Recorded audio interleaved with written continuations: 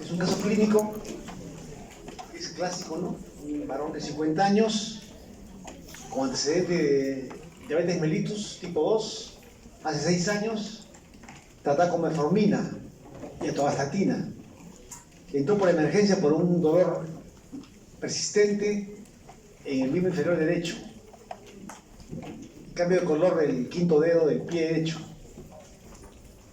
Fue tratado, pero se fue incrementando el volumen de la extremidad del pie.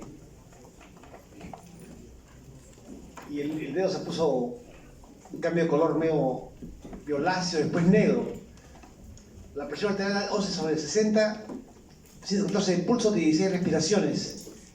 Pulmones normales, ruidos cardíacos rítmicos, 2 soplos, pulso medio ausente en el lado derecho. Y en extremidades había gangrena del segundo, tercer y cuarto dedos. Estaban los dedos gangrenados. Había flogosis también en el tercio distal del pie derecho. Y una arteriografía concluyó ateromatosis con estenosis identificativa en la tibial anterior. Había leucocitosis, dosis de hemoglobina, glucosa 150, creatinina 1.4. Ese es el cuadro clínico del paciente, que ha venido en forma, ¿no?, de un mes de evolución. Y hay gangrena en los dedos del pie del paciente, ¿no? Entonces la pregunta era qué cosa tenía el paciente, ¿no? ¿Qué enfermedad era esa, ¿no? Este paciente que es diabético de 6 años de evolución, ¿no? Entonces, y también se ve acá que tiene enfermedad aterosclerótica en la arteriografía, ¿no?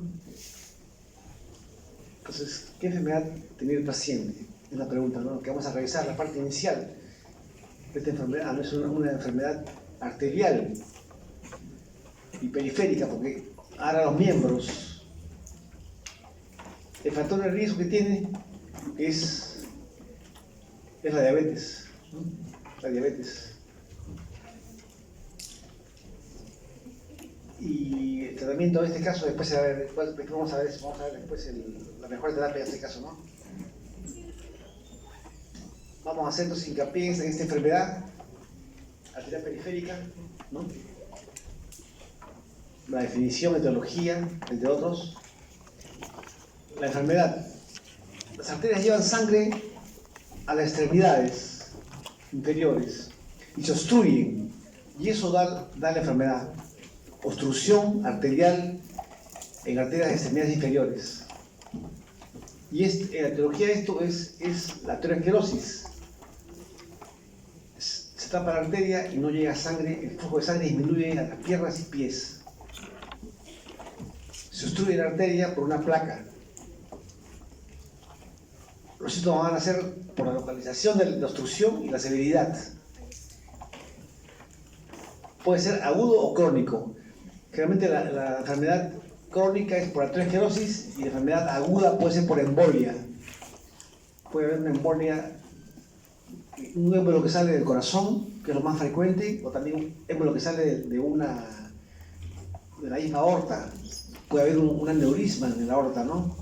Una lesión, y ese émbolo sale de la aorta y va a la extremidad y produce un cuadro agudo, ¿no?, súbito. Entonces hay que diferenciar entonces el cuadro agudo del cuadro crónico. El cuadro crónico es por aterosclerosis y el cuadro agudo puede ser por una embolia en la arteria. Entonces eso hay que diferenciar ahí, ¿ves? Por supuesto, también puede haber un cuadro mixto, puede haber un cuadro crónico por aterosclerosis al cual se ha agregado una embolia, cuadro mixto. Entonces eso también puede suceder a veces, pero hay que diferenciar, porque en el cuadro agudo uno debe actuar rápidamente, ¿no? Si no, la extremidad se puede perder. En cuadro agudo no actúa rápidamente porque puede hacer una cirugía rápida.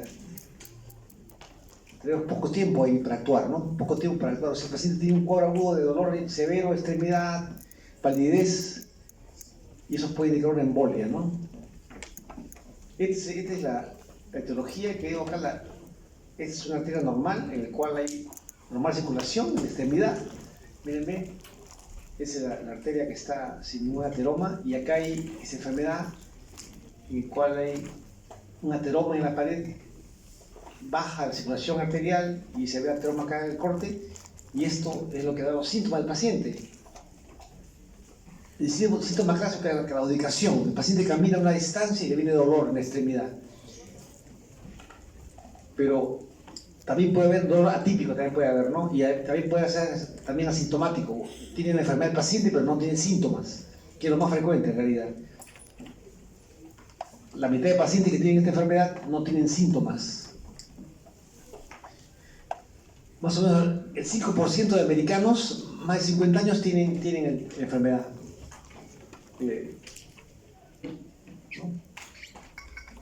Esto corresponde a 12 millones de americanos. Y la enfermedad también afecta al 20% de pacientes más de 50 años, ¿no? Esta es la prevalencia de acuerdo a varias poblaciones diferentes, que llega a un máximo de 29%, una población, casi 30% de población, pero son mayores de 70 años con riesgo, ¿no? Con diabetes, con hipertensión, entonces estos tienen un porcentaje mayor de esta enfermedad. Hay también la sintomática, ¿no? Que es la más común. La mitad de pacientes que tienen esta enfermedad no tienen síntomas. Y esta es una casuística que se ha comparado en la década del 2000 hasta el 2000, y esto es de 2003 a 2004. La mayor frecuencia es en raza negra. Miren, el 10.8% de pacientes tienen enfermedad, siendo asintomáticos. También blancos hispánicos tienen 4.10%, ¿no? Y mexicanos americanos 5.10%, algo intermedio, pero la mayor cantidad de pacientes hay en afroamericanos. También con la edad aumenta, ¿no? A mayor edad, a mayor incidencia de enfermedad. Miren, va subiendo la cantidad, va aumentando la cantidad de enfermedad periférica de acuerdo a la edad. 10% eran de 55 años hasta 60% en más de 85 años. Miren, va aumentando de acuerdo a la edad del paciente. En hombres y mujeres, siempre en edad de hasta 80 años, 84 años, es más en varones la incidencia que en mujeres. Pero cuando más de 85 años, acá aumentó el número de mujeres con respecto a hombres. Miren, es un estudio. También la raza, eso repitiendo, la raza se ve más en raza negra, ¿no? Que en hispánicos, asiáticos o blancos no hispanos. Mire, esa es mayor incidencia en raza negra, es por la hipertensión, entre otros motivos, ¿no? Es por la hipertensión que conlleva ese tipo de alteración. Y miren, eso también es importante, ¿eh? El factor más importante para esta enfermedad es el tabaquismo. Casi 6 veces el riesgo aumenta el tabaquismo. Mire, casi 5.8 por ahí, ¿ven? Y diabetes es el segundo factor de riesgo, que es casi 4, ¿no? Pero es menos, más es el tabaquismo, fíjese, ¿ven? También la hipertensión llega a 3.4, o sea, mire, es menor que la diabetes. Entonces, a la cabeza, los pacientes que tienen enfermedad arterial periférica es por el tabaquismo, luego diabetes, luego hipertensión, luego colesterol elevado. Miren, ve, entonces este es más o menos, ¿no?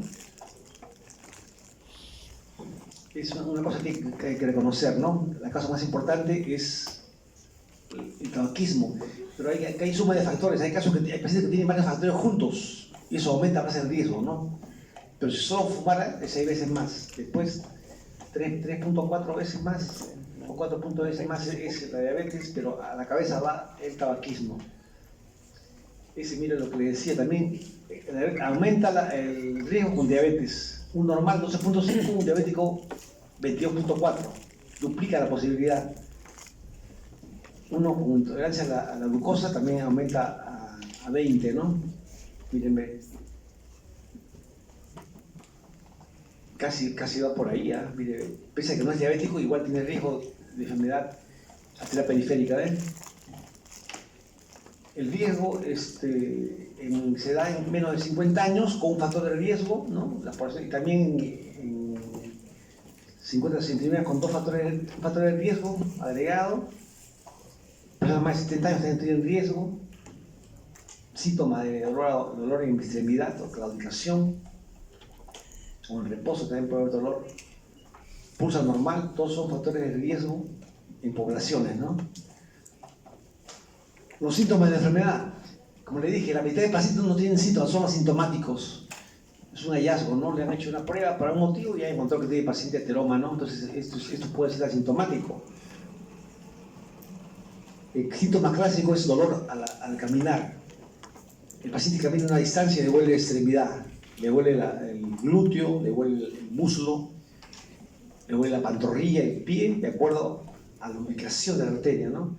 Entonces, hay que reconocer esto, ¿no? Dolor al caminar. Y al paciente para de caminar y el dolor desaparece. Es la claudicación.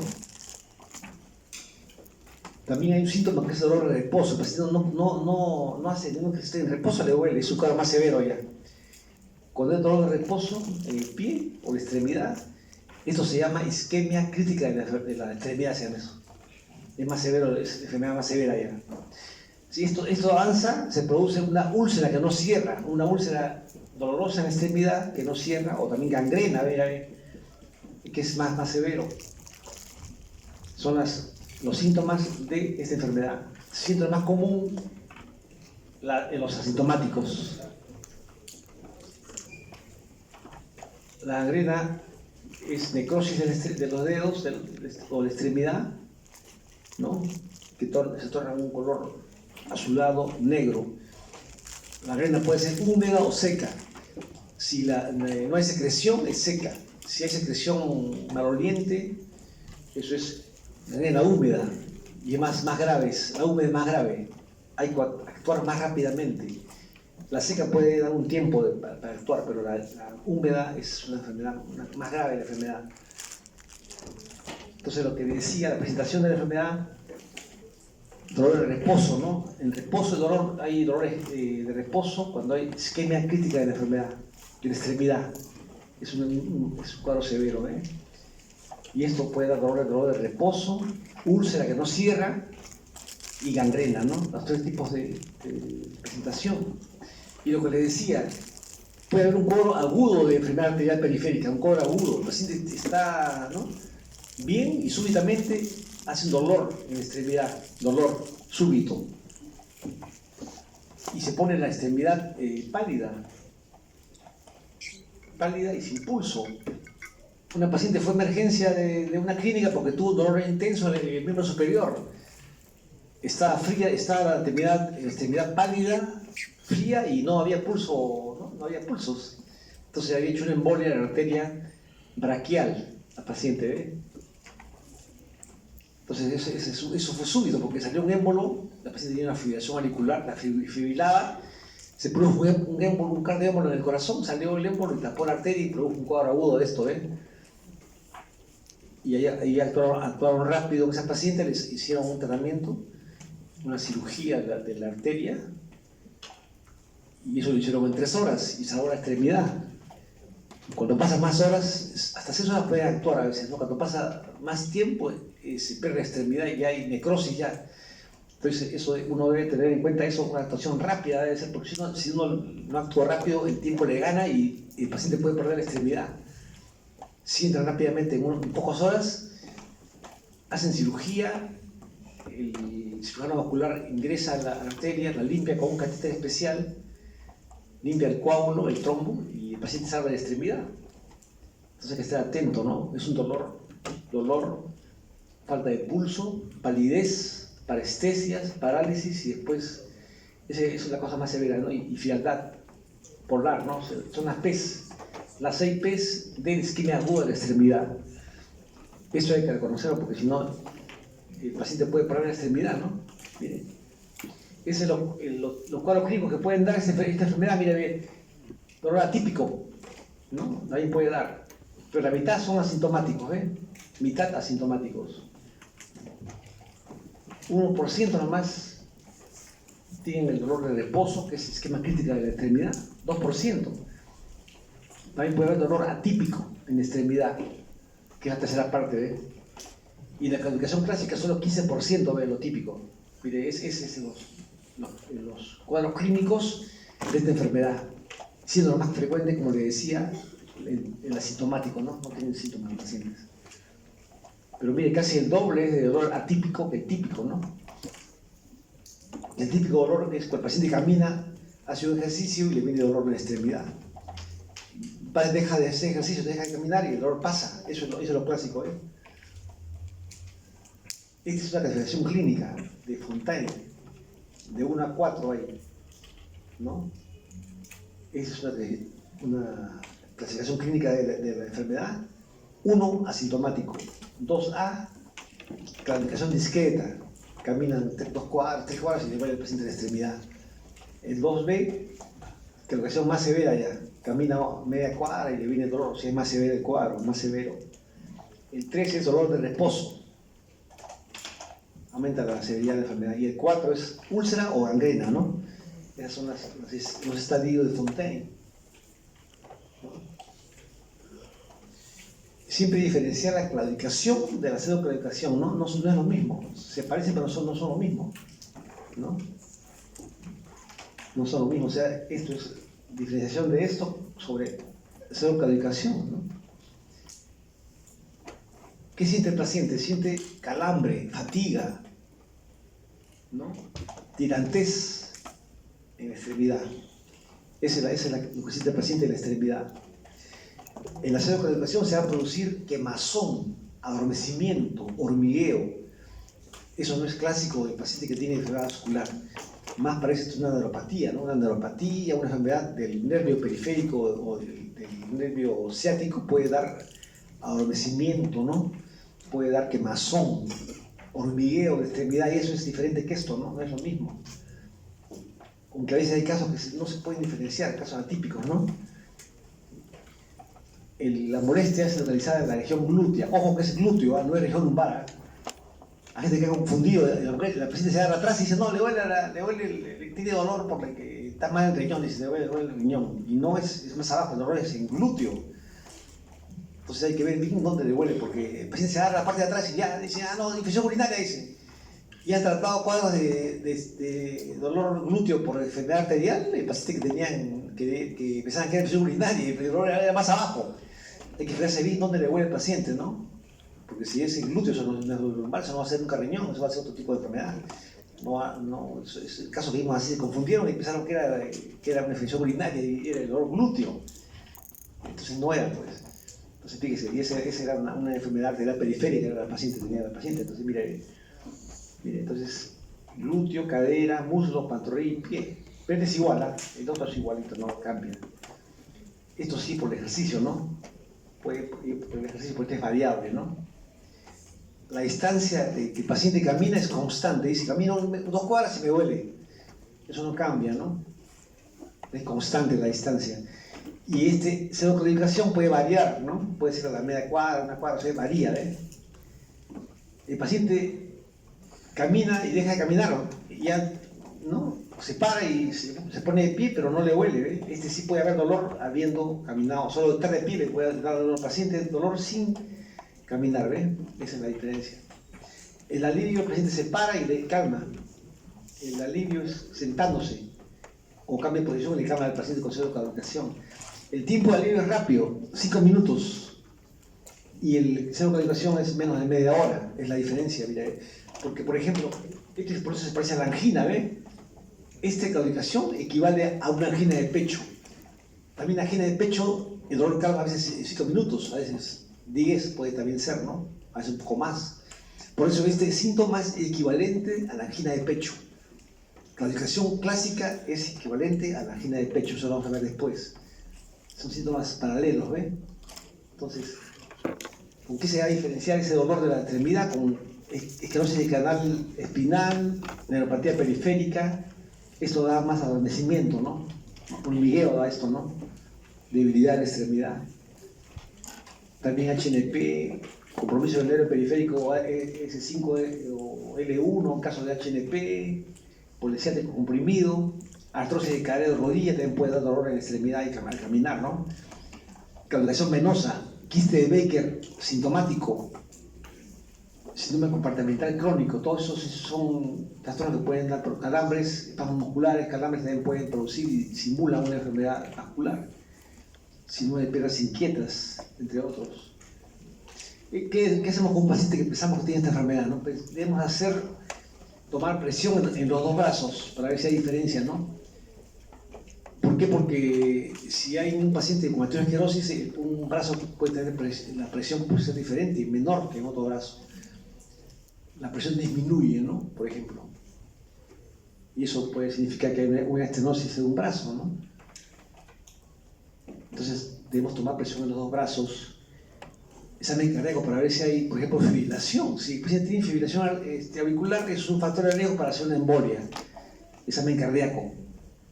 Palpación abdominal también se debe hacer para descartar que haya un aneurisma, ¿no? Es una palpación para ver una masa que late en el abdomen. También se debe auscultar también el abdomen para ver si sopla, si hay un soplo en la masa que late, que eso indicaría que es un aneurisma, por ejemplo. La palpación debe ser suave, no, si hay un diagnóstico de ruptura del aneurisma, mejor ni palparlo. A veces el paciente una palpación suave, observación como late el aneurisma, pero tocarlo a veces es peligroso, ¿no? Cuando hay una ruptura, ¿no? O mucho dolor abdominal, ¿no? Por el aneurisma. También auscultar soplos, por supuesto, cardíacos también de la arteria, examen de pies y piernas para ver si hay úlceras. Siempre, por favor, descubrir la extremidad del paciente, ¿no? Los dos pies para ver si hay úlceras. A veces el paciente diabético no siente, no se da cuenta, tiene una úlcera ahí en la planta, entonces hay que mirar los pies. Cuando hay sospecha hay que ver los pies cómo están. Pies y piernas, ¿no? Para ver si hay erosiones, si hay úlceras, ¿no? O gangrena, ¿no? Que también puede dar. Entonces, y también retraso radiofemoral, o sea, si el pulso se queda solo en radio y demora ya a la femoral, ¿no? Después examinar pulso carotidio, radial, femoral, popliteo, dorsal del pie, tibial. Todos los pulsos los vamos a palpar para ver si está ausente o 0, disminuido 1, normal 2, saltón 3 cuando hay aneurisma o insuficiencia aórtica. Escala para ver los pulsos. Este es un esquema crítico de la extremidad, que hay una úlcera, una lesión ulcerada negra, ¿no? En el talón, por enfermedad arterial periférica. Entonces este es esquema crítico de la extremidad. Hay una marcada baja de flujo en la extremidad y ha producido una gangrena, en el talón. El dolor aparece de noche y el dolor disminuye con el miembro hacia abajo. El paciente se sienta en la silla y en la cama y llega más sangre a la extremidad y disminuye, hay disminución de eso. Lo que le decía, hay un paralelo entre la enfermedad cardíaca de tipo isquemia coronaria con la enfermedad arterial periférica. Mire, hay un paralelo. El dolor no cardíaco equivale al dolor atípico de isquemia, ¿no? O dolor no cardíaco es el dolor no de isquemia, son equivalentes, ¿no? La angina atípica es igual al dolor isquémico atípico. La angina de pecho atípica es igual a la claudicación. Por eso dura 5 minutos. El paciente camina 5 minutos, para y le pasa el dolor. Igual también acá tiene la angina de pecho del paciente y pasa en 5 minutos. Entonces equivalen estos dos, son síntomas paralelos, ¿no? La angina inestable, el infarto es de miocardio, ST elevado. Sin relación de ST es isquemia crítica del miembro. Isquemia aguda del miembro con necrosis es igual con gangrena es igual a infarto de miocardio con ST elevado, ¿no? O sea, un paralelismo entre los dos. ¿Ve? Ahora, ¿cómo hacemos un diagnóstico de enfermedad? Esto se va a diagnosticar con la anamnesis del paciente, ¿no? Los síntomas del paciente, cuando camina a una distancia que devuelve la extremidad, ¿no? No hay pulsos, los pulsos están disminuidos en la extremidad, entonces uno piensa en esta enfermedad y esto lo va a corroborar con el índice tobillo-brazo, que es el estándar. El estándar de esta enfermedad es esta prueba, ¿no? Toma la presión en el tobillo y en el brazo y hace una relación y así se va a diagnosticar la enfermedad. Ojo que es presión tomada con el Doppler, no es con el tensiómetro, ¿no? Porque tomar el tobillo es un poco difícil en realidad. Puedes tomar en el brazo, pero el tobillo es difícil. Por eso la presión se va a tomar con sistema Doppler arterial, ¿ve? Y así van a hacer la comparación para ver la enfermedad. Esa es la prueba inicial, ¿ve? También se registra el pulso, también el volumen del pulso, pero la prueba inicial es esta de acá. Estudio funcional no invasivo, índice tobillo-brazo. También se puede hacer también índice dedo de pie, brazo. Estudios no invasivos pueden ser el duplex arterial, ultrasonido, se hace ahí. Esos son estudios no invasivos. Angiografía por tomografía o también angiografía por resonancia magnética nuclear. Son pruebas no invasivas, que se hacen en los pacientes. Y la prueba invasiva estándar de oro es la angiografía. Esto es invasivo, el paciente hace una punción arterial en la arteria, ¿no?, femoral, ¿no?, y hacen una angiografía. Esta prueba de angiografía la hacemos previa a un tratamiento quirúrgico de revascularización de la extremidad. No le hago para buscar, sino previa a una operación de la arteria, hago esta prueba de acá. ¿Comprenden? Si no lo voy a operar al paciente, esta prueba no la hago. Es un asintomático que no tiene dolor solo o tiene una enfermedad leve con ecografía distal, no le hago esto. Esto lo hago para un examen preoperatorio, se puede decir. A todos no lo va a pedir esa prueba porque es invasiva, puede producir daño renal, puede producir edema pulmonar. Es una prueba invasiva, ¿no? Hematoma en la parte de la punción. También puede dañar la arteria. Hay gente que ha hecho pseudoaneurisma, daña la arteria de la pierna y se produce un pseudoaneurisma porque se perfora la arteria. O sea, esto es una prueba invasiva, ¿no? No se puede hacer así nomás. Solo si el paciente va a ser operado, hacemos la prueba esta de acá, ¿no? Si no va a ser operado, no hacemos. Por eso hay que elegir bien quién le va a hacer esa prueba y quién no. Mira, este índice, toman la prueba, toman la presión, toman en el tobillo y en el brazo. En el brazo y el tobillo hace una relación. ¿Ve? Pero ojo que es con Doppler, no es como, mire, ¿ve? Índice tobillo-brazo de 1 a 1.4 es normal la relación. Es normal. Quiere decir que acá la presión arterial es más alta en el tobillo, ¿no?, que en el brazo. De 1.91 a 1.99 es el límite inferior, ¿no? 0.41, 0.90 ya es enfermedad leve a moderada ya. Menos 0.40 es severa. Severa, esa es la severa, ¿ves? Ojo, cuando la arteria está calcificada, es una arteria que con aumento de presión, pared muy rígida, no se comprime la arteria, ¿ves?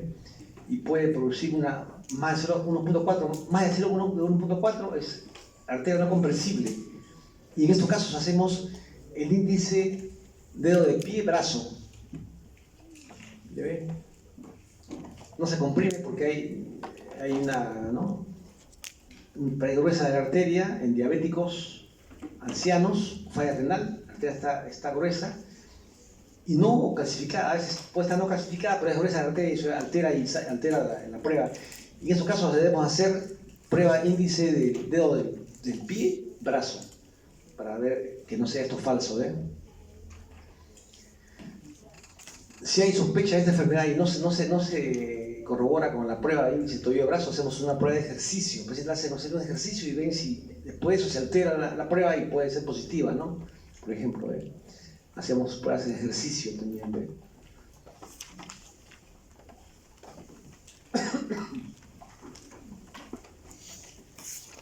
O sea, esta prueba es la prueba inicial. En sintomático y asintomático con esta enfermedad. Si la prueba es normal, hacemos el prueba de ejercicio. Si más de 1.4, hacemos el índice dedo gordo del pie, brazo. Así hacemos y vemos eso. El dedo, es mala presión en el dedo gordo del pie, porque cuando se toma en el tobillo a veces puede salir alterada la prueba. Esta es la prueba después de ejercicio. Se modifica, ¿ves? Después. Y la prueba no invasiva es el duplex, ecografía duplex de la arteria para ver si hay estenosis en la arteria, ¿ven? El grado de estenosis se puede ver ahí en el duplex. Después de una operación de cirugía de la arteria, hacemos un control 3 a 6 meses o 12 meses después para ver cómo va el bypass. Estas enfermedades, ¿qué llevan? Esta enfermedad arterial periférica va a llevar a riesgo aumentado de enfermedad vascular, tanto cardíaca como también cerebral, ¿no? Llevan infarto de miocardio, ACV y muerte por estos eventos.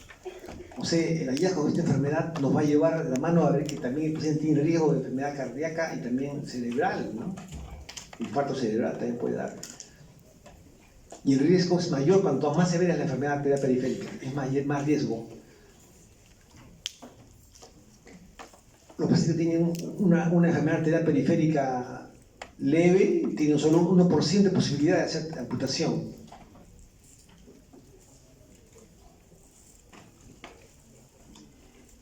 Y cuando es más severa la enfermedad ya se va a requerir que el paciente sea operado, ¿no? También la sobrevida disminuye, mire, estas sobreviven normales, acá está arriba y acá va bajando. En sintomático, si va a la arterial periférica sintomática, la mortalidad es mayor, ¿ves? Más mortalidad. Sintomática también va bajando más. De acuerdo a la severidad, disminuye la sobrevida de los pacientes. Riesgo de muerte en estos pacientes, cuando la enfermedad arterial periférica está presente, hay más riesgo. 6.6 veces de poder morir por enfermedad cardíaca, ¿ve? Enfermedad cardíaca, el riesgo es 6.6, enfermedad vascular cerebral 5.9, y los que no tienen enfermedad solo 3.1, ¿ve? Es mayor, aumenta el riesgo de muerte vascular con esta enfermedad. Esto es lo mismo. También de acuerdo a la severidad de la enfermedad, cuanto hay menos y baja el índice tobillo-brazo, también hay más riesgo de mortalidad, ¿eh? ¿Cómo se trata esta enfermedad, no?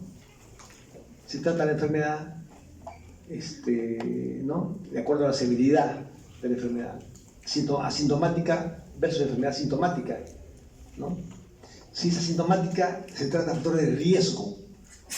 Si no le ve la extremidad, no lo va a dar algo para eso. Le voy a tratar de bajar el factor de riesgo del paciente, ¿no? ¿Qué hago? Le doy tratamiento de dieta, bajar la presión arterial, que no fume, ejercicios, y con eso esto puede mejorar, ¿no? Puede haber mejoría, ¿no? De esta enfermedad, cuando son asintomáticos, ¿no? Versus enfermedad sintomática. Acá esto varía ya, acá si hay síntomas sí hay que hacer un tipo de un tratamiento especializado ahí, ¿no? Ver también si la enfermedad es aguda versus crónica, ¿no? Aguda con lesión de embolia debe ser operado el paciente rápidamente, ¿no? 6 horas para operar al paciente con una embolia aguda. Entonces hay que estar atento ante un dolor en extremidad inferior, súbita, con frialdad. Se actúa rápido ahí, ¿no? Si te demoras, el paciente pierde la extremidad. Hay gente que llegó, una señora llegó después de 3 días, con dolor intenso que iba y venía, y cuando viene ya no, hicieron un intento, pero igual no se pudo sacar, la señora perdió la extremidad, ¿no? Porque si venía más rápido el primer día, o 12 horas o 6 horas, ya se salvaba la extremidad, pero llegó muy tarde, no se pudo ya. Entonces hicieron el intento de operar, pero no se pudo, el paciente perdió la extremidad, demoró mucho en ser operada, ¿no? Entonces eso se vio, ¿no? Entonces eso no queremos, ¿no? Entonces eso es. Opciones. Como le decía, el ejercicio en todos, ¿no? El ejercicio aumenta la capacidad de caminata del paciente. Terapia médica, control de colesterol, control de la presión, ¿no? Entre otros. Y la otra terapia es revascularizar la extremidad. Esto lo hace con la arteria está tapada, hacen una angioplastía transluminal percutánea. Pasan un catéter a la arteria, luego hacen arteriografía, hacen arteriografía porque va a intervenir la arteria, y catéter de balón dilata la arteria. O también ponen también stents. Stents son dispositivos que se expanden. Son un material que se expande en la arteria. Ponen el material de stent, se expande y abre la arteria, ¿eh? También hacen esto. También hacen láser también de la placa ateromatosa, aterectomía, eso ya es cirugía, trombolíticos locales a veces, y por último cirugía vascular, ¿no? las metas de esta enfermedad es ¿no? mejorar la evolución de la extremidad, para que el paciente camine mejor, camine más distancia, mejorar la calidad de vida, ¿no? Y también por prevención, que el paciente no haya una isquemia crítica de la extremidad o amputación, ¿no? Todo esto. Y también esa es la parte local, ¿no? Y la parte general es que el paciente no aumente la mortalidad cardiovascular que está aumentada en estos pacientes, ¿no? Que no haga infarto o ACV fatal. Entonces este es el plan B. Hacer que mejore el problema de la extremidad y también mejorar la mortalidad cardiovascular de los pacientes. El principio general es el tratamiento agresivo, de modificación agresiva de los factores de riesgo, ¿no? Que no fume, que controle bien la presión, control adecuado de la diabetes, ¿no? Bajar el colesterol según las guías adecuadas. También todos van a hacer ejercicio, ¿no? Supervisado, ¿no? Por la medicina de física y rehabilitación. Los colegas de ahí tienen un esquema para que el paciente se ejercite de tal modo que mejore este problema, ¿no? Es un ejercicio supervisado por el Servicio de Medicina Física y Rehabilitación. Ellos lo van a paciente a educar cómo se va a ejercitar para que esto mejore, ¿ve? También hay farmacoterapia dirigida a los síntomas del paciente, ¿no? Y después se ve si el paciente requiere o no revocalización, eso se ve después, ¿no? Eso es, como le digo, ejercicios supervisados y rehabilitación, ¿no? En sintomáticos. Y si requiere cirugía, uno ve si va a ser stent o cirugía, ¿no? De acuerdo a la lesión. Se hace esto cuando el paciente falla. Si los síntomas no mejoran, pues después de ejercicios y todo lo demás, se pasa a angioplastía o cirugía, ¿no? Ese es La terapia médica es el silostazol. Silostazol es un fármaco que va a mejorar la distancia de caminata. Mejora. Aumenta la antes que una cuadra, sube ¿no? Una cuadra y media, 2 cuadras, puede subir. Entonces, mejora la caminata, mejora la distancia y no hay dolor en el paciente. No se puede dar con una falla cardíaca, no se puede dar esto.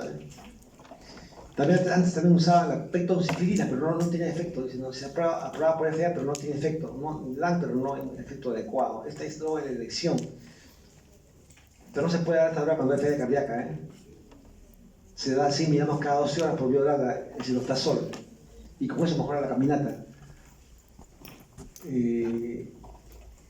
Para los síntomas de claudicación damos silostazol, pero eso no repercute en riesgo de infarto cerebral o infarto de miocardio. La aspirina sí. O sea, puedo combinar aspirina con silostazol y con eso prevengo que el paciente que haya infarto cerebral o cardíaco y también mejora los síntomas del paciente. ¿Ve? La aspirina no mejora los síntomas del paciente desde el punto de vista de la claudicación. Pero la aspirina reduce la muerte cerebral, ¿no? La muerte vascular, la muerte por infarto o ACV. Damos aspirina o clopidogrel si no se puede dar aspirina, ¿no? Contraindicado, no vamos uno u otro, no vamos juntos los dos. En estos casos no vamos juntos los dos, no se usa. 82 miligramos por día es dosis razonable para la aspirina, silostazol para los síntomas. No se puede dar silostazol cuando hay ICC.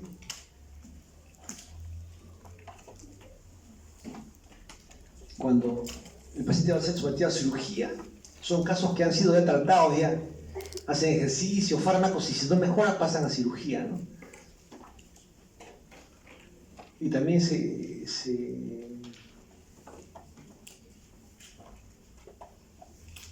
ve que es mejor. Los pacientes tienen mucho riesgo para una operación, también se puede buscar hacer una intervención percutánea, ¿no? Con stents o balón, ¿no? De acuerdo a eso, ¿no? Lo que se emplea siempre empleamos clopidogrel, ¿no? En caso de que no se pueda usar la aspirina, ¿no? Entonces, ¿para qué buscamos que el paciente tenga enfermedad arterial periférica? Ubicamos al paciente, estamos viendo que el paciente tiene también riesgo vascular en otra parte, ¿no? La coronaria o el cerebro. Entonces hacemos el tratamiento de la presión arterial, ¿no? Si requiere beta bloqueadores, no están contraindicados, ¿eh? Fíjese. Antes se pensaba que el paciente que tenía enfermedad arterial periférica no podía recibir beta bloqueadores, como decir ¿no? Propanolol u otros, pero sí pueden usar, ¿eh? No está contraindicado, se pueden usar. También se puede considerar el uso de ECAs, inhibidores de la ECA, por ejemplo, ¿no? Tratar la hipercolesterolemia, diabetes, tabaquismo, dejar de fumar, ¿no? Cuando el paciente se entrena con ejercicio, mejora el dolor, ¿eh? La distancia mejora, ¿eh? Aumentó la distancia y el dolor disminuyó después del ejercicio del paciente, ¿eh? Es positivo eso, ¿eh? También aumenta, esta medicina también puede aumentar la distancia de caminata del paciente sin dolor. Ese es el catéter que le decía, el catéter de balón, entra a la arteria, dilata y abre la placa, ¿eh? Y queda así la arteria, ¿eh? Se hace con balón. También ponen stent, ¿no? Un dispositivo que es expandible en la arteria y abre la arteria y el paciente mejora, ¿eh? Este es con la angiopatía, ahí está la arteria cerrada, ahí la han abierto con balón, miren, ¿ve? Esa es la prueba ya. Cuando no funciona lo otro, hacen esto, que es la ¿no? cirugía ya, el bypass, derivación, en esos casos. Debemos hacer un despistaje, buscar a los pacientes que tienen más de 50 años con factor de riesgo, que son fumadores, que son diabéticos. Esos pacientes hacen enfermedad arterial periférica, o también tienen más de 65 años, ¿no? Con ese problema, ¿eh? Buscamos pacientes asintomáticos para hacer terapia en ellos, ¿no? Y evitar el infarto miocardio, la ACV y muerte, ¿eh? Algunos que van a eso, no se con la enfermedad. Los que tienen enfermedad crítica de la extremidad mueren 20%, amputados 35% y sin amputación casi la mitad. Este es ¿no? la evolución. Los que tienen isquemia crítica de la extremidad, todos no van a amputación, ¿no? Hay un tercio que no va a amputación, piensa que tiene isquemia crítica de la extremidad. Es que actualmente el paciente que tiene isquemia crítica de la extremidad, si es diabético, pueden hacer angioplastías, por ejemplo, hacen angioplastía, le ponen stent, hacen terapia de la úlcera infectada del pie, debillan los tejidos necróticos. Si es en cadena seca, estripan el dedo que está necrótico y el paciente puede no ser amputado. Mire, no sé, todos no son amputados, ¿sabes? Mire, curioso, ¿no? El caso que le presenté al principio, que tenía 4 dedos necróticos, el paciente fue amputación. No se pudo salvar la extremidad y no se pudo ya. También a veces, antes de hacer esta cirugía de amputación, el paciente le hace una radiografía en sala de operaciones y ven si pueden hacer stent. Hacen en sala una angiografía y ven si pueden poner stent o no pueden, porque no es, hacen un intento. Y si ya no pueden, ya están las arterias tapadas, no pueden hacer stent, no pueden hacer angioplastía, y el paciente pasan una amputación, ¿no? Hacen eso. O también planifican, a veces una paciente que planificaron que iban a hacer un bypass, no pudieron, no se pudo hacer, ahí está la arteria muy calcificada, estaba la arteria, no pudieron hacer el tratamiento, tampoco stent, y el paciente pasó a amputación. Ese paciente que pasó a amputación de 65 años, a los 6 meses, hizo falla cardíaca y falleció. Hizo falla cardíaca, diabetes descompensada y falleció el paciente por falla cardíaca con una neumonía. Porque el señor tenía también enfermedad arterial coronaria, tenía también diabetes mellitus. O sea, más murió por el corazón mismo comprometido por la falla cardíaca, por la enfermedad coronaria, que por la amputación. El amputado quedó bien, la extremidad quedó bien, ya la amputaron, la pierna estaba sin enfermedad arterial periférica en la pierna, pero murió por la enfermedad cardíaca del paciente. Porque es lo que más pesa es la comorbilidad después, ¿no? Estos pacientes requieren un manejo integral, deben ser manejados con, ¿no? antihipertensivos, sobre todo IECA, aspirina y también bajar el colesterol, ¿no? Como estatinas, por ejemplo. Esa combinación triple a veces puede disminuir el ateroma. Hay casos que puede el ateroma disminuir y el paciente mejorar. Ojo que son 3 drogas, ¿eh? No es que el paciente tenía una enfermedad arterial coronaria y tomó solo aspirina, no tomó nada más, no se olvidó del ECA, se olvidó de todo y al final acabó así, con una amputación. Entonces, miren, es importante, ¿eh? por favor, eso recalco. Cuando hay enfermedad arterial periférica, enfermedad coronaria o aterosclerótica, tiene que ser manejo triple. Aspirina, si no puedo le doy Pidorel, también le doy seca y también le doy al paciente ¿no? estatinas para bajar el colesterol. Con terapia triple puedo mejorar la aterosclerosis en el paciente. Solo de aspirina, no de lo demás, el paciente no va a mejorar. Vamos para mal, ¿comprende? Es una parte. también tiene que hacer ejercicio, también control adecuado también de la diabetes, ¿no? Si no hace ejercicio, no se controla la diabetes y toma solo aspirina, el paciente estuvo así, pasó 10 años acabó con la pierna, con los dedos negros. Entonces eso no queremos, ¿ves? Entonces es lo que hay que saber conocer eso, porque si no el paciente, no, toma aspirina, así no sé, acabó con los pies negros, el paciente le amputaron la pierna y a los 6 meses falleció el corazón. Eso no queremos, ¿no? Eso puede evitar, ¿ah? Y hemos visto casos que han tomado y han ido bien. No han llegado, no han muerto por enfermedad cardíaca, sino por otros motivos. Entonces sí eso funciona. O sea, si uno hace lo que debe hacer, el paciente funciona, el paciente mejora y ya no llega a eso, ¿no? Claro que no todos, ¿eh? Pero baja la posibilidad, ¿no? Si no toman todos los drogas que deben tomar, el paciente se avanza. Si toman, pueden hacer, pero menos probablemente que otros que no han tomado la medicina, ¿eh? Entonces es importante conocer eso. No solo se aspira nomás el tratamiento, ¿no?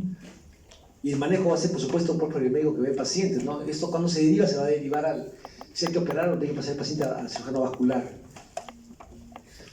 En otros países hay una unidad de isquemia crítica de la extremidad, que lo lleva el cirujano vascular. Y así como hay una unidad coronaria en esos países, también hay una unidad de isquemia crítica de la extremidad, que todo paciente que tiene isquemia crítica de la extremidad lo ve en esa unidad manejado por el cirujano vascular. No siempre en otros, no hay en otros hospitales, no hay eso, pero en México hay una unidad de eso. Es como la unidad coronaria, ¿no? El paciente se pone mal, al toque va a esa unidad, ¿no? Y ahí lo manejan en forma integral. ¿Comprenden? Si no el paciente pierde la extremidad, ¿eh? Entonces no siempre hay esa unidad en todos los hospitales, ¿no? Pero eso hay que saberlo, ¿no? Y el manejo es rápido, cuando es agudo, atentos, cuando el paciente tiene dolor intenso en la extremidad superior o inferior, las 6 P's, palidez, ¿no? Dolor, parálisis, frialdad de la extremidad.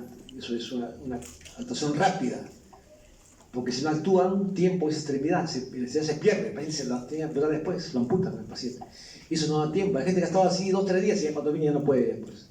Entonces el paciente se pierde, ¿no? Entonces eso no queremos, entonces eso es clave, ¿eh?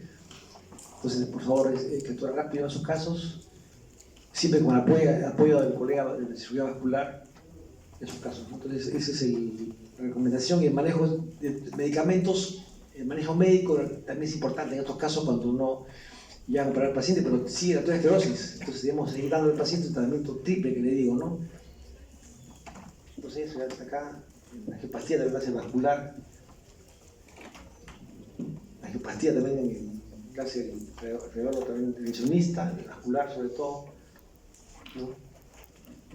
¿Qué es un aneurisma, no? Es una arteria dilatada, ¿no? Arteria dilatada en el paciente, dilatación localizada de la arteria, ¿ves? 50% o más del diámetro está dilatado. Esa dilatación compromete las capas de la arteria, todas las capas, la íntima, la media y arterias están dilatadas, todas las capas, mírenme. Esto es pseudoaneurisma.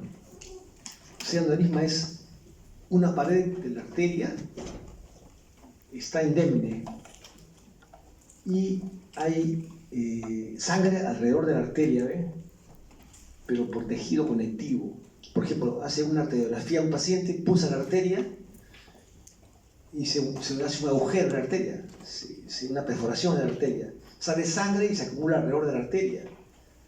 Pero los tejidos adyacentes, tejido conectivo adyacente a la arteria, ¿ves? Y rodea, ese hematoma rodea la arteria, es un pseudoaneurisma, ¿ves? Pero no está rodeado por pared arterial, sino está rodeado por tejido conectivo. Eso es un pseudoaneurisma. Puede ser también un traumatismo, se golpea la pierna, después del traumatismo puede ser un pseudoaneurisma, que es contenido de sangre alrededor de la arteria, pero sin paredes que rodean ese hematoma, ¿eh? Esto puede ser por traumatismo, por un procedimiento, ¿no? Iatrogénico, por ejemplo, ¿no? Eso es lo que se llama pseudoaneurisma, ¿no? Cavidad en la cual hay sangre rodeada de tejido conectivo junto a la arteria. ¿Ve? Las paredes son tejidos, no son pared arterial. Esta es pared arterial que rodea el aneurisma, ¿eh? También arteriomegalia es la arteria se ha dilatado, ¿no? Arteria dilatada es la arteriomegalia, se llama eso, ¿no? La causa más común de la enfermedad aneurisma vascular es la aterosclerosis. 90% casi de estos casos más son por aterosclerosis. También puede ser por inflamación, por vasculitis, menos común. También puede ser por infección, son los micóticos, ¿no? Adrenales micóticos por infección. Le dicen micótico porque es por hongos, ¿eh? Eso puede ser por TBC, puede ser por bacteria, estafilococo, brucela. Cualquiera puede producir esto, también hongos, pero se llama de forma histórica esto, en realidad son adenomas infecciosos, ¿no? También puede haber por traumatismo, ¿no? Por ejemplo. Factores de riesgo para el aneurisma son lo mismo de la aterosclerosis. El tabaquismo, 8 veces más de riesgo para hacer este trastorno. El aumento de peso, la obesidad también puede producir aneurisma. También hipertensión arterial, ¿no? Entre otros. Familiares con antecedentes de esta enfermedad pueden también predisponer, ¿no? También enfermedades de colágeno congénitas como el Marfan, sífilis no tratada, TBC. Un paciente tuvo TBC de la ósea, mal de Pot, y había granuloma tuberculoso en la vértebra. El granuloma se pegó a la aorta y la perforó y produjo un aneurisma micótico por TBC. Casos raros en realidad, ¿no? Lo más común que sea por aterosclerosis, ¿no? Eso es lo más común. También HTA también, ¿no? Entonces también vemos mucho por HTA, pese a que la primera causa de aterosclerosis, pero también será HTA, ¿no? Porque la tercera parte de la población, la cuarta parte de la población peruana tiene HTA, entonces esto también predispone al aneurisma, ¿eh? Y por degeneración de la arteria, ¿no? La arteria se degenera sobre todo el tejido elástico asociado a aterosclerosis y también aumento local de enzimas, ¿no? Y eso la arteria se rompe, se degrada la arteria y se forma el aneurisma, ¿eh? Las formas son fusiforme, son también saculares. Acá hay un sacular, mire, fusiforme, sacular. Verdadero o falso. Verdadero es el aneurisma verdadero. El falso es el pseudoaneurisma, ¿no? Es el que decía la pared. Una parte del aneurisma es la pared arterial y la otra es la parte que está afuera, ¿no? Es lo que le decía, mire, este pseudoaneurisma, la pared de la indemnia acá se rompe esta pared por un traumatismo, sale sangre y lo que rodea acá a esa sangre es tejido conectivo, rodea acá. Eso se llama pseudoaneurisma. Este es un aneurisma fusiforme, es sacular, ¿eh? ¿Qué pruebas hacemos? La prueba que hacemos es una ecografía, ¿no? La ecografía, inicialmente, si es uno sospecha un aneurisma abdominal, por ejemplo, hacemos una ecografía para ver el aneurisma, ¿no? Se confirma con una tomografía abdominal o torácica, ¿no? También uno ve también señalada de forma física el aneurisma, ¿no? Ver que es una masa que late, pulsátil, y también puede ocultar soplos en la arteria misma, ¿no? Y el estándar de oro para esta patología es la angiografía, ¿no? La angiografía es el estándar de oro para este examen, ¿no? ¿Para qué hago las pruebas? Para ver el tamaño, la ubicación del aneurisma, el tamaño, ver si ya ha crecido, en qué tiempo crece esa lesión, ¿no? Ver si los vasos están comprometidos otros vasos, si hay coágulos de sangre o inflamación. Aneurismas pueden también tener trombos intravasculares, ¿no? Como está allá la arteria, también se pueden formar trombos ahí. Es un ejemplo de arteria visceral. Un ejemplo es arteria esplénica que da aneurisma a ese nivel, ¿eh? O sea, un aneurisma visceral, un ejemplo es el de arteria esplénica. Se presenta más en mujeres, ¿no? Más en mujeres de 4:1, de 40 a 55 años, también puede ser menos, por ejemplo. A veces es un hallazgo, ¿no? A veces puede tener, le hacen una tomografía por otro problema y aparece un aneurisma ahí como un hallazgo, ¿no? Por ejemplo. Sí, y puede también ser asintomático, ¿no? Si esos hallazgos son asintomáticos en realidad, ¿no? ¿Ves? Son asintomáticos. Una terapia, en su caso, asintomático lo pueden embolizar, ¿no? Pueden hacer una embolización del paciente. También observación en esos casos, ¿no? También se puede complicar el dolor abdominal, ¿no? Intenso, brusco, también se puede complicar el aneurisma de arteria esplénica. Entonces, tratamiento es esplenectomía, ¿no? O también resecar también, o injerto también del aneurisma, ¿no? O también embolización pueden hacer. El aorta abdominal también es un común, mire, es más común de todos los aneurismas en, ¿no? Arterias centrales, es el abdominal. Se presenta en 3 a 10% de personas más de 50 años, relación hombre-mujer 5:1. Son degenerativos 90%, inflamatorios 5%, también puede ser por enfermedad infecciosa o autoinmune. Gran parte se va a localizar en la arteria infrarrenal, debajo de las renales, gran parte del aneurisma de aorta abdominal. Ilíaca 70%, ¿no? Eso es en general. El cuadro clínico de estos pacientes, gran parte son asintomáticos, también puede ser un hallazgo casual, se puede romper también, ¿no? Y dar dolor intenso en el abdomen, en el dorso, en la espalda, a los costados, ¿no? Y puede dar shock. Paciente con shock y dolor abdominal puede ser ruptura aneurismática, ¿eh? También pueden dar émbolos. El paciente puede tener una isquemia arterial periférica aguda por un émbolo, o también puede ser un dedo, ¿no? A veces salen tromboémbolos pequeños y van a los dedos de los pies. Y eso también puede ser por un aneurisma, ¿eh? Uno palpa una masa pulsante en gran parte de pacientes que tienen un aneurisma abdominal. La masa mide más de 5 centímetros, es significativa, ¿no? Cuando hay más de 5 centímetros de aneurisma, ya es riesgoso. 6 centímetros o más da el riesgo de ruptura ya, ¿no? Es la verdad. La mortalidad, aneurisma íntegro, 5%, ¿no? Y roto, se mueve la mitad. Acá ponen puesto más, acá 60%, pero revisamos también que la mitad de aneurismas rotos abdominales se van a morir los pacientes, van a fallecer. Si se íntegro el aneurisma y se opera, se trata, la mortalidad es 5%, pero sube a 50%, 10 veces más si hay ruptura aneurismática previa, ¿ves? Se opera cuando tienes más de 6 centímetros, 6 centímetros o más se opera el paciente, con menos no. También hay aneurisma torácico, ¿no? Este también hay, ¿ves? Este también es, sobre todo, aneurisma de la aorta ascendente y el callado, ¿no? Cada uno 25%. 50% restantes de la descendente. La causa es la misma: aterosclerosis, disección, síndrome de Marfan, traumatismos también pueden ¿no? ser la causa de esto. El cuadro clínico es dolor en el dorso o también en el tórax, ¿no? Un dolor que va aumentando rápidamente y si irradia, a veces comienza en el tórax, se va a la espalda y sube por la espalda, dice, ¿no? Sube así, el paciente tenía como un fuego en la espalda que subía hacia arriba, ese aneurisma, ¿eh? A veces es muy difícil diferenciarlo a veces de un infarto de miocardio, ¿no? El dolor es central, es severo, también puede agarrar la coronaria, como está en la misma aorta, a veces agarra la coronaria por vecindad y también produce isquemia, usted ve también cambio de KG en el paciente. Pero si es hipertenso severo, si es fumador, ¿no?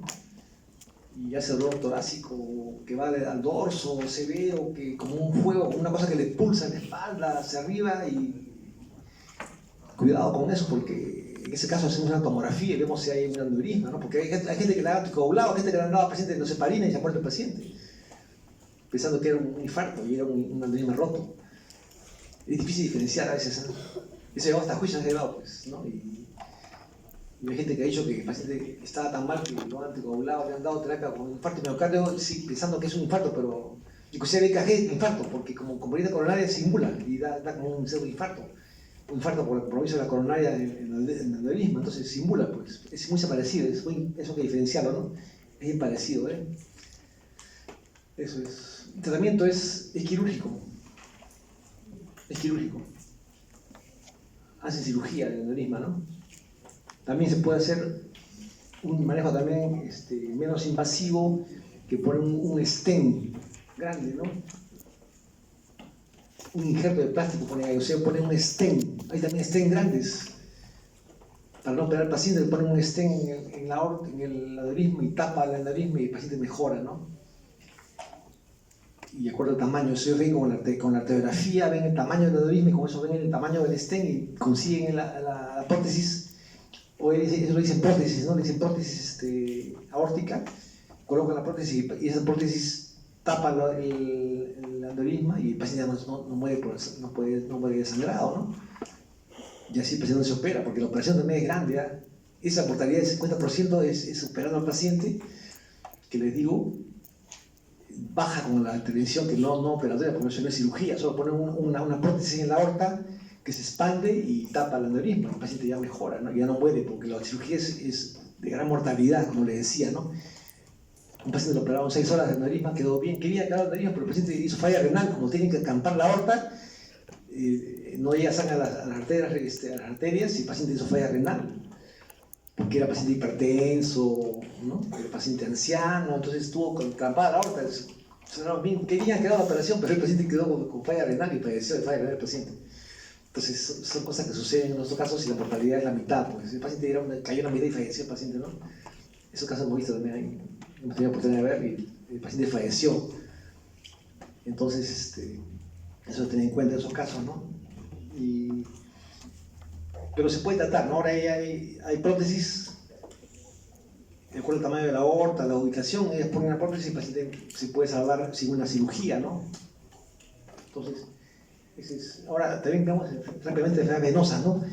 Las enfermedades venosas, generalmente, lo más clásico de enfermedades venosas crónicas es la varices, ¿no? Las varices son enfermedades frecuentes, ¿no? Que van desde telangiectasias, venas reticulares, hasta venas varicosas con insuficiencia venosa crónica, edema, ulceración, ¿no? O sea, hay una cosa leve y otra cosa más severa, ¿no? Es prevalente, la enfermedad es común. 15% de varones y 30% de mujeres en Estados Unidos tienen varices de tipo diferente, ¿no? Afecta el 7% de varones y 5% de mujeres tienen esta enfermedad. Es prevalente, ¿no? Esta es la anatomía de las venas superficiales, venas profundas. Las superficiales están acá, ¿no? Que son varias, ¿no? La rama anterior de la pierna, la safena, dorsal del pie, anterior del muslo. Estas venas superficiales se van a comunicar con las profundas. La sangre va de encima hacia adentro. Y eso se va a comunicar por venas perforantes. Mire, estas son las venas perforantes, ¿no? Hay una unión acá, una unión safeno femoral, ¿no? Entre la vena safena superficial y la vena profunda, que es la femoral. O sea, la safena se une en la femoral y aquí hay una válvula para que la sangre no vuelva hacia atrás. Esta válvula falla, la sangre se va para atrás y acá se produce la varice, ¿ve? Por insuficiencia valvular, ¿ve? Acá hay una falla. Eso hay una expresión hereditaria, ¿no? En personas que tienen familiares que tienen eso también hay falla. Las venas no tienen buen sustento, no tienen buen soporte y se dilatan las venas, se falla la unión esta de acá, estas válvulas fallan y el paciente hace varices. Es por falla a nivel de las venas, sobre todo de las válvulas, ¿no? También en válvulas también hay acá otras válvulas más allá de acá, uniones, o hay también acá otras venas perforantes que van a comunicar las venas superficiales por las profundas. Esas venas perforantes se dilatan, falla las válvulas se fallan y se va a producir insuficiencia venosa crónica y ahí la varice, ¿ve? Esa es la varice. Acá se ve lo mismo, entonces, ¿no? Están las venas perforantes, esta de acá, que comunican las venas superficiales con las profundas y ahí se va a producir la falla del problema de. Es un problema cosmético, pero no solo eso, también es un problema clínico, que produce dolor, produce también ulceración, cambio de la piel, ¿no? En caso de enfermedad crónica, ¿eh? Y eso todo se debe a una hipertensión venosa. Como hay falla de las válvulas, la sangre refluye hacia atrás y aumenta la presión venosa en estos vasos. Y eso va a producir signos cutáneos, venas dilatadas, varicosas, hinchazón, todo produce, ¿eh? Esta es la clasificación, ¿no? De acuerdo al estadio clínico de la varices, de C0 a C6. No hay signos de falla venosa acá. Hay C1, traqueostasis y venas ventriculares. C2, venas varicosas. C3, edema. C4, cambios cutáneos. C5, úlcera venosa cicatrizada. Y C6, úlcera venosa activa, ¿no? Esas son las venas ventriculares, una fase inicial, C1. C2, más grande las venas, más dilatadas. Edema, estadio 3. En C4 hay cambio de la piel, hiperpigmentación, también igual, C4, C5, C6 usa varicosa activa, esta es la úlcera venosa. Puede la falla ser primaria, secundaria o congénita, ¿no? Primaria es enfermedad que produce debilidad de las válvulas, ¿no? Las venas se dilatan, difusión valvular, insuficiencia crónica, y después ya vienen venas dilatadas, síntomas de dolor en la pierna, y también lesiones cutáneas, edema y úlceras, ¿no? Es el manejo de la enfermedad, ¿no? El manejo sobre todo es primero se hace un Doppler, ¿no? Hacemos un Doppler para ver si hay enfermedad profunda. Si hay enfermedad de las venas profundas, también se puede producir enfermedad siendo proflebítico. Hay trombosis profunda en las venas crónica y eso ha producido como consecuencia enfermedades de venas superficiales, ¿no? Es un tipo de enfermedad, por ejemplo, si tiene venoso profundo, se trombosa eso, esos hay signos de trombosis venosa profunda ahí, ¿no? Mire, y ahí se produce también alteración. Solo se trata de conformar con compresión, no se trata de compresión de la vena, terapia compresiva, se hace ahí.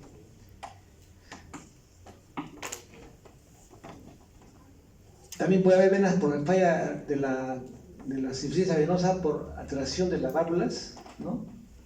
Ahí se ve el estadio clínico del paciente, ¿no? Y de acuerdo a eso se ve si hay cirugía o no, en esos casos. Si las venas superficiales están superficiales y impermeables, también ver si hay compromiso de, ¿no? Esto descarta, si la vena sistema profundo superficial tan permeable, quiere decir que no hay enfermedad. El edema no es por enfermedad venosa, por ejemplo, ahí se descarta esa posibilidad.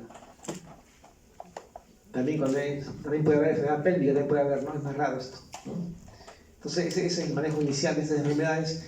Este es otro problema también que es hemos revisado anteriormente, ya, ¿no? La enfermedad tromboembólica venosa, ¿no? La trombosis venosa profunda es una enfermedad común que puede comprometer la vida del paciente, porque esta enfermedad va asociada a embolia pulmonar. Es una sola entidad. Trombosis venosa profunda más embolia pulmonar es una sola entidad. La enfermedad tromboembólica venosa, ¿ya eso, La mitad de pacientes con esta enfermedad van a ser embolia. Y las embolias pulmonares casi en gran parte son debidas a TDP, sobre todo a trombosis venosa proximal, en el muslo, en la pierna no, la pierna va al muslo y el muslo va recién el émbolo al pulmón. La trombosis venosa profunda proximal es la que va a llevar a eso, ¿no?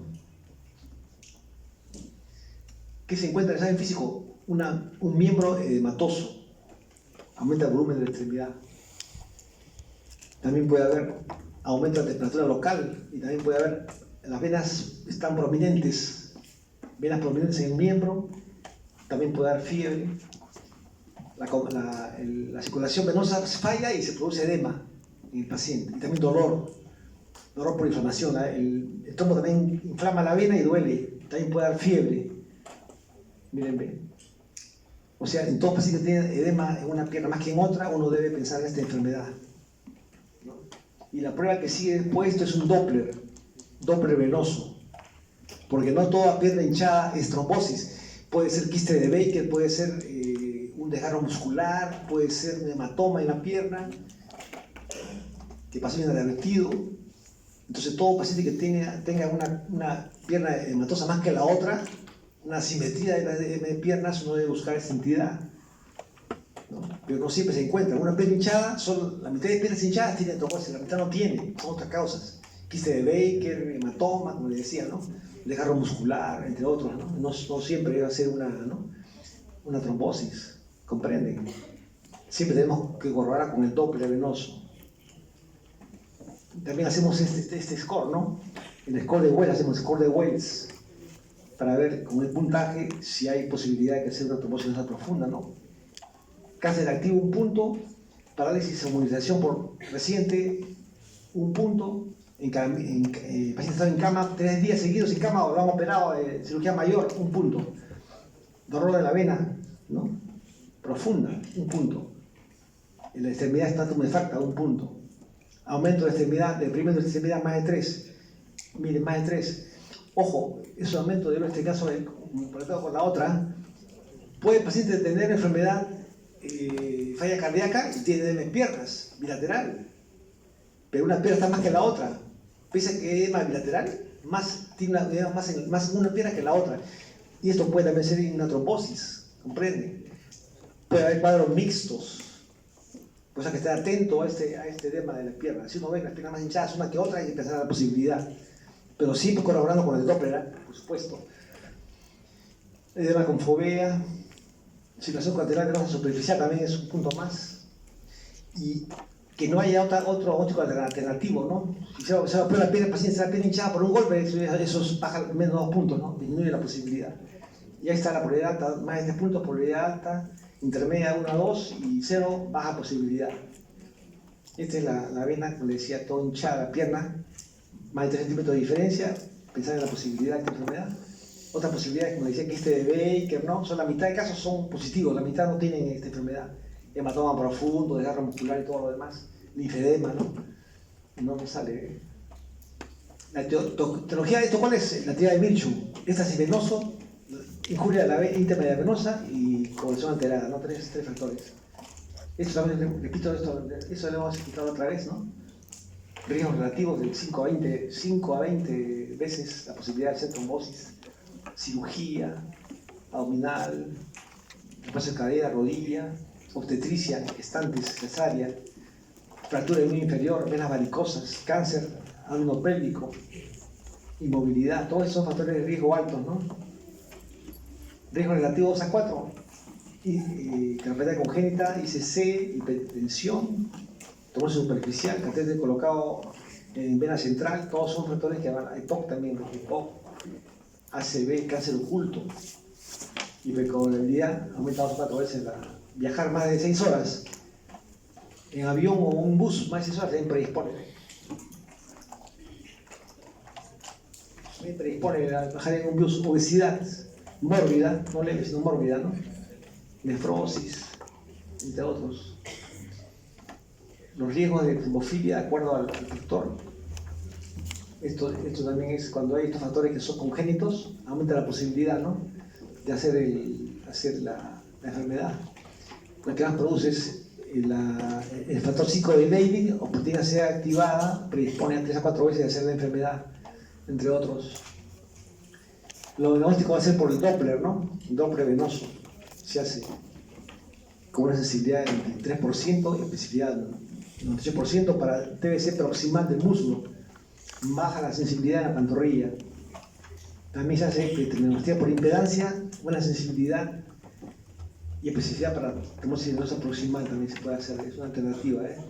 Flebografía es el test de Odro, en estos casos es flebografía, pero no se usa mucho ya. Solo que hubiese duda, una cosa muy especial, pero en caso se usa porque es medio invasiva, pues tiene contraste, el paciente tiene que hacerle una punción de la vena, entonces es una cuestión invasiva. Hacemos esto de prueba ya, por ese sentido, ¿no? Hacemos la sospecha de esta enfermedad de trombosis profunda, vemos la posibilidad clínica, ¿no? Si es alta posibilidad clínica o baja, ¿no? Si es baja posibilidad, hacemos dímero D, test de Lisa, dímero D, test de Lisa. Si es alto, ya se confirmó la enfermedad. O hacemos estudio de imagen para ver, hacemos un Doppler para ver si es normal y baja posibilidad y dímero D normal, ya se canceló, no es DBT. Debemos conocer por eso en nuestro hospital cuál es el dímero D que está haciendo en el hospital y cuál es su sensibilidad en esos casos para aplicarlo acá en este score. Ojo, dímero D es un test sensible, test de ELISA. Debemos recurrir a hablar con el patólogo clínico que nos explique en nuestro hospital cuál es la prueba que están haciendo en ese momento y cuál es su sensibilidad para ver si la podemos extrapolar acá ya. Eso es. El manejo es la fase aguda de la enfermedad y evitar recurrencia. La fase aguda de la enfermedad, episodio agudo, vamos a tratar con heparina más warfarina. Nunca damos warfarina sola, recalco, no da. Eso aumenta más la trombosis, porque también bloquea la síntesis también de anticoagulantes en el hígado. Nunca vayan a usar ustedes solo warfarina para la trombosis. No se puede, porque bloquea también la síntesis de anticoagulantes y el paciente con trombosa más y puede fallecer el paciente. Siempre hacemos el manejo doble. 5 días de heparina, puede ser intravenosa o también subcutánea, ¿no?, de bajo peso molecular, junto con warfarina. Al 5.º día hago un INR, si está en 2 a 2.5, 2 días seguidos, paro la heparina y sigo con warfarina. Por 3 a 6 meses, 3 meses es cuando hay un factor de riesgo que ya se superó. Nunca dar warfarina solo, no se puede. Lo que sí están haciendo ahora es dar rivaroxaban, ¿no?, por ejemplo, solo sí pueden dar, eso sí, porque tiene otra acción, eso sí pueden usar. El problema es que eso es oneroso, está más caro, pero sí pueden usar con la ITDP, se puede usar, ya está autorizado por la FDA el uso de rivaroxaban, ¿no?, solo, pero no se puede usar warfarina solo, no se puede usar, esa es la recomendación, ¿no? Entonces, eso es lo que se dice. Entonces, ¿cómo pedir una recurrencia? 3 a 6 meses de terapia, ¿no? 3 meses cuando es un factor que ya se eliminó. Si el paciente tuvo una trombosis de un brazo, de otro brazo, de la pierna, sí causa aparente, tratamiento de 6 meses como mínimo, ¿no? Más tiempo. Y si recurre ya es por vida, ¿no?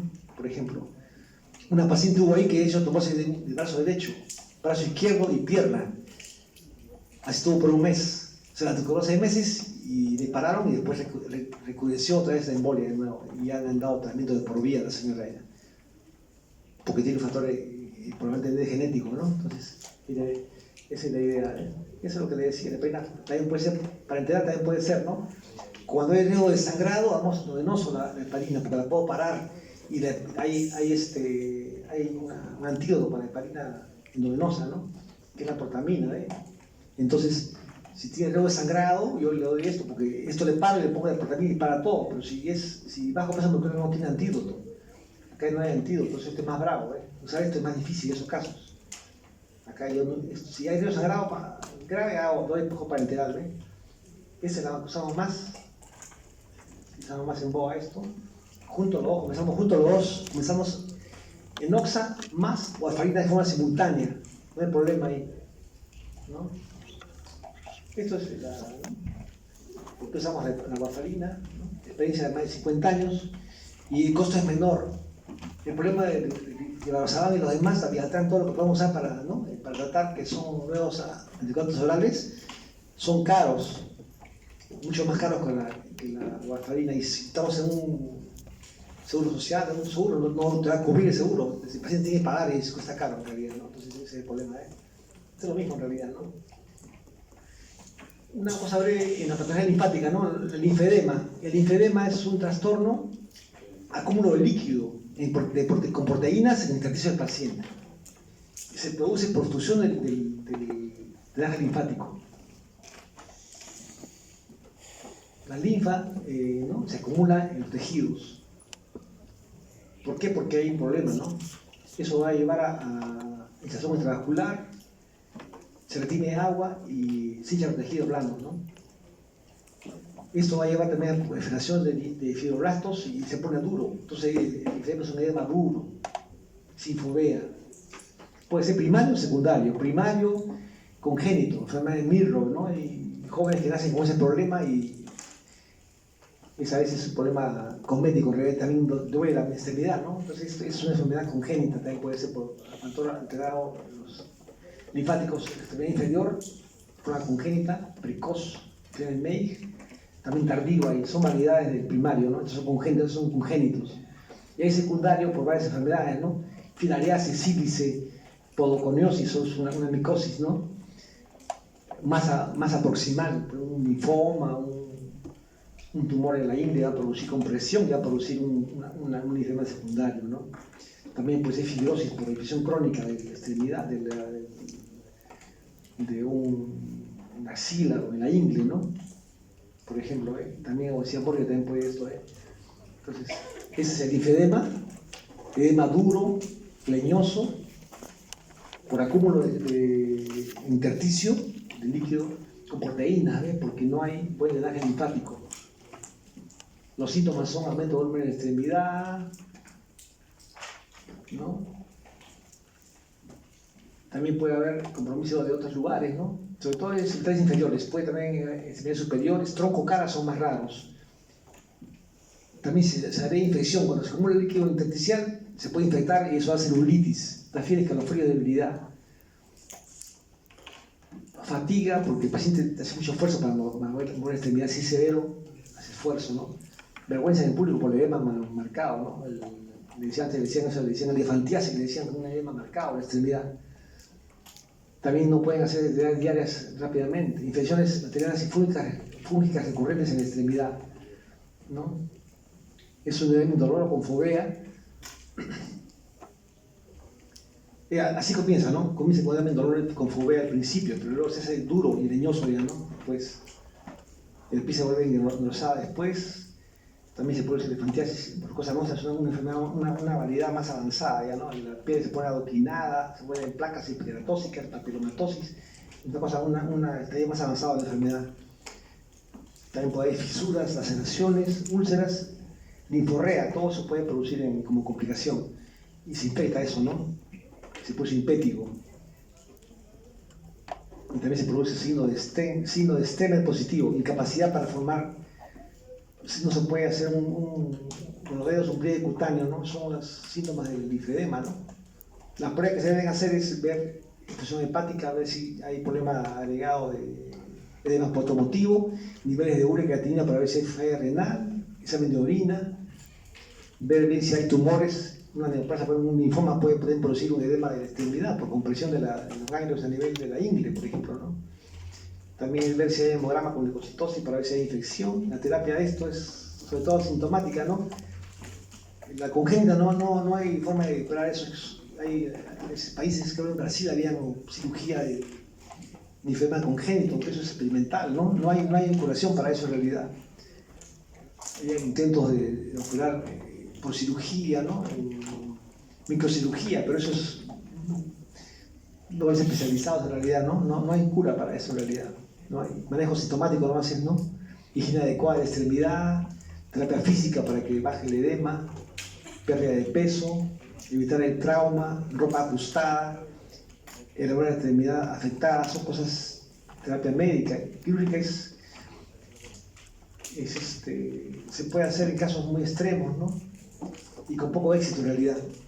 Creo que en Brasil hacían ese tipo de operaciones en la extremidad inferior del paciente, ¿no? Pero son con poca respuesta en realidad. El manejo más que nada es sintomático y de soporte, ¿no? Eso es lo que voy a hacer con ustedes. Gracias.